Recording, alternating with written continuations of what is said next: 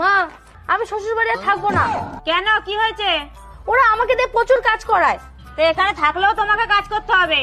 হ্যাঁ, তো নিজের বাড়িতে কাজ করব, লোকের বাড়ি গিয়ে কেন করব? তা উঠোনটা ঝাড় দে। বাবা, উঠোন ঝাড় দে, এক্ষুনি দিয়ে দিচ্ছি।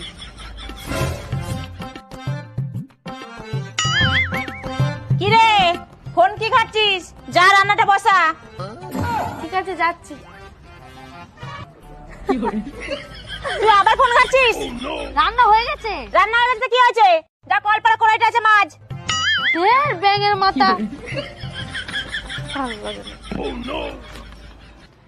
মা, এই নাও, ধরো তোমার কালো কড়াই। এর থেকে আমার শ্বশুর বাড়ি ঢের ভালো ছিল। অন্তত কালি কড়াই আমাকে মাছ দিয়ে দিত না। ধরো ধরো, আমি চললাম শ্বশুর বাড়ি।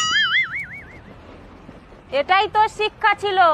এখনকার অনেক মেয়েরাই বুঝলো না যে শ্বশুর ঘরে গিয়ে একটু কাজকর্ম করতে হয়।